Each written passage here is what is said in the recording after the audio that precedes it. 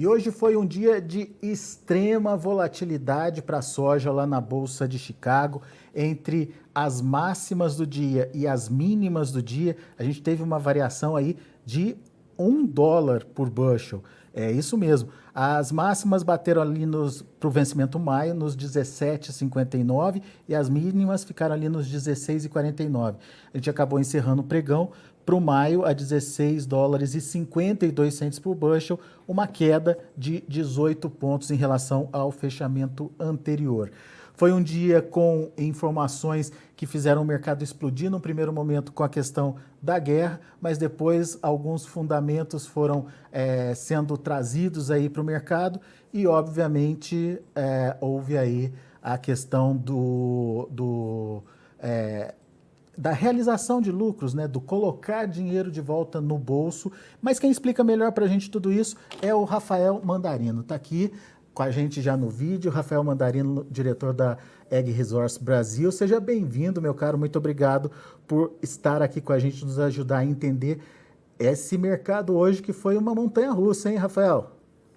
Com certeza, eu agradeço novamente o convite, um prazer estar aqui com você nesse retorno aí, né, na viagem. Tenho certeza que você trouxe bastante insight, muita novidade aí para o Brasil, toda essa feira que você participou. Fico feliz de estar aqui com Legal. você de novo. Muito obrigado. Mas e aí, Bom, como é que a gente entende esse mercado hoje? E essa volatilidade toda, Rafael? essa volatilidade ela vai continuar porque quando a gente fala de níveis, né, de estoques tão apertados numa projeção de uma demanda mundial crescente ao longo dos anos, né, a gente tem agora um movimento de pós-pandemia, de retomada de atividades, consumo, tudo isso tende a continuar demandando alimentos, sendo que a gente teve uma quebra na América Latina como um todo, né, que pode ser maior ainda. Você vê hoje, por exemplo, o Deral já trazendo uma redução maior na produção lá do Paraná, né? A gente está tendo aí uma produção realmente diminuída em 1,1 milhão de toneladas a mais, que está caindo realmente na produção por lá. A gente viu também Rio Grande do Sul caindo na semana passada, a gente já olha para uma Argentina que continua perdendo, apesar dessas chuvas recentes, que devem talvez estagnar uma qualidade de lavoura, a gente continua vendo uma produção menor e isso vai ser um dos direcionadores dos preços da agora para frente. Hoje, invasão, ninguém gosta disso, né? Obviamente, guerra nunca está no escopo de ninguém, é... mas aconteceu. E nessa perspectiva, a gente teve esse rally, como você mesmo pontuou, chegando a atingir preços, né, de 17,59 para o maio, por exemplo, como você mesmo trouxe, né? Preços que são bastante atrativos. Você vê que o dólar ele corrige também, dólar que chegou a trazer de volta aí 5,13, 5,15, volta para níveis que são atrativos. Você vê um movimento também de uma indústria aqui, né, algumas ofertas ainda meio descasadas, né, alguns compradores meio demorando a soltar algumas ofertas, né, conversando com os nossos clientes, a gente viu um momento um pouco mais tardio de liberação de números e ainda não precificando realmente, né, a real situação, é uma volatilidade tamanha, né, que chegou a trazer realmente esse mercado, né, surpreendendo a todos, né, para baixo aí no mercado da soja. Mas em compensação, a gente viu aí, né, um milho ainda pensando em contratos na casa do positivo e olhando também no caso do trigo no lado positivíssimo, né, se eu pudesse falar assim, né, puxando aí mais de 5% no cenário. Trigo e milho que estão no radar justamente do conflito. Basicamente, então, pelo que você está me dizendo, foi realização de lucros mesmo. O mercado subiu muito rápido e, diante de incertezas ainda que estão por vir, o negócio foi colocar o dinheiro no bolso, certo? Não só botar dinheiro no bolso, mas também a gente teve aí alguns números, né, uma projeção de plantio nos Estados Unidos, né, que a gente sai de uma perspectiva, né, de 2021-22 de área plantada de 87,2 milhões de acres para 88, numa perspectiva, numa projeção para a próxima temporada. A GeoResource trabalha com um número até maior, né, 89 milhões, e isso trouxe uma perspectiva quando você trabalha todo o quadro de oferta e demanda, né, da soja.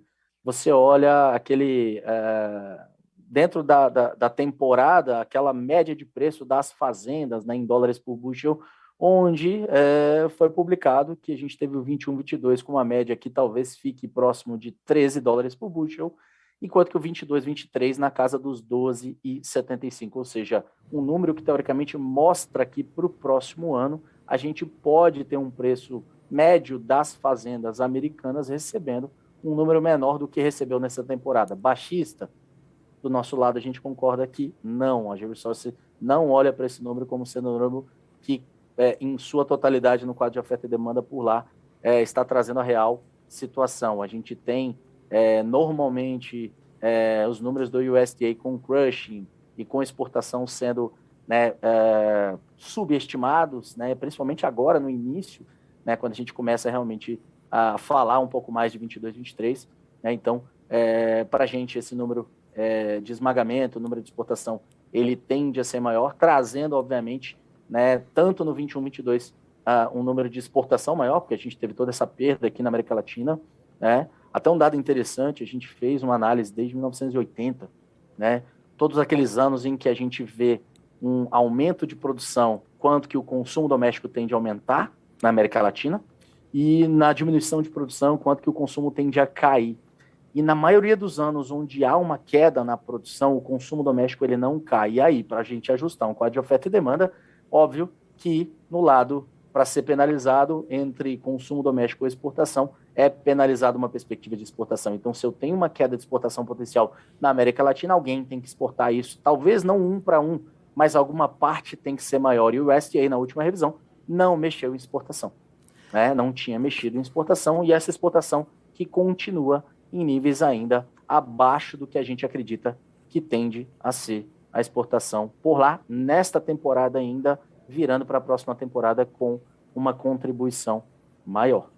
Tá? Então, isso com certeza ainda vai impactar no cenário, a gente ainda deve ver bastante revisão pela frente. Esse cenário que você trouxe justifica esse aumento diário trazido hoje pelo Outlook? Eu acho que esse aumento de área, obviamente, é bem fácil, né? A gente está mais incentivado para o lado da soja, como aconteceu aqui pelo Brasil, né? E muito produtor que estava pensando em plantar um milho, talvez primeira safra, acabou optando por plantar mais soja, né? Então, esse trade-off que foi feito aí no caso, né? Então, a gente olha para um número que realmente, vamos pensar, a expectativa de aumentar 0,9% lá na soja, saindo de 35,28 milhões de hectares para 35,61 milhões de hectares, é favorável por conta de um preço. No milho, uma redução de 1,4, né, por conta de um custo maior para esse milho, saindo de 37,79 milhões de hectares, caindo para 37,23 milhões de hectares. Realmente vai haver uma escolha, e essa escolha vai ser custo-benefício, com certeza. Mas pelo que você apurou aí, a tendência é essa mesmo ou pode ter uma inversão dessa tendência aí ao longo do tempo aí, Rafael, conforme o plantio vai se concretizando? Você me pergunta se a tendência é incremento de área e redução do preço que o USDA está trazendo? Isso, exatamente. Não, de jeito nenhum. Pelo menos aqui pela GeoResource não é esse o consenso. Ao contrário, a gente continua altista, a gente continua olhando um cenário de 22, 23 com bastante restrição. Se você comparar uma relação de estoque e uso que a gente viu sendo atualizado aí na faixa de 6,70, né, essa relação de estoque e uso para o ano de 22, 23, eu adianto para você que aqui na GeoResource a gente já trabalha com uma relação de estoque e uso para 22, 23 abaixo de 2%, 1,6%, com estoque bastante restrito, com uso muito maior. Se eu estou te falando que o consumo para a perspectiva de esmagamento, para uso de combustíveis renováveis, né, produção de diesel renovável lá nos Estados Unidos, toda essa perspectiva industrial aquecida, novas plantas e uma exportação que eu tenho que migrar da América do Sul para lá, isso obviamente vai fazer com que a gente tenha essa relação estoque e uso, né, pressionada, e vai trazer esse número para baixo. Isso precifica números maiores de cotação de commodity. Né? Esse cenário é positivo para preços. Sim. Muito bem. Na nossa visão, os números que a gente traz, o que foi colocado pelo USDA nesse incremento, o quadro ele deu uma aliviada e deu uma queda nos preços. Né? Então, isso pode ter ajudado aquele trader, aquele player que está olhando, por exemplo, o conflito, viu uma subida repentina a colocar dinheiro no bolso, como você mesmo estava pontuando, né? Então, diante de uma subida tão afiada, e eu tenho números que o órgão, né, oficial traz, que são teoricamente mais baixos do que eu tenho nesta temporada, pode ter sido justamente uma perspectiva de aversão a risco. E não só isso, a puxada no milho, a puxada no trigo, principalmente no trigo, aconteceu. Tá? Então, essa puxada, com certeza, fez todo sentido o player também apostar e acabou entrando bastante no trigo, né, acompanhando esse movimento.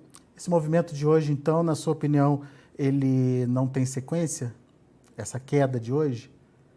Não, a queda não é que ela não tem sequência, a volatilidade ela tem. Então vai ter dia que a gente vai ver bastante afiada novamente essa subida e no mesmo dia a gente pode ter sim uma redução. Mas os níveis tendem a precificar novos maiores patamares. Valores, maiores cotações. Novos patamares. Mas a volatilidade ela vai estar aí, com certeza. Recorde de preços pode ser batido, na sua opinião?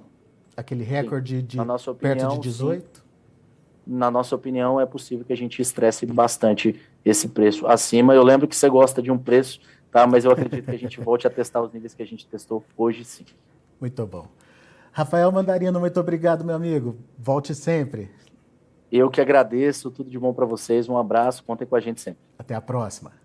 Tá aí, Rafael Mandarino analisando o mercado da soja aqui com a gente. Muito obrigado pela sua atenção, pela sua audiência. Daqui a pouco tem mais informações aqui no Notícias Agrícolas.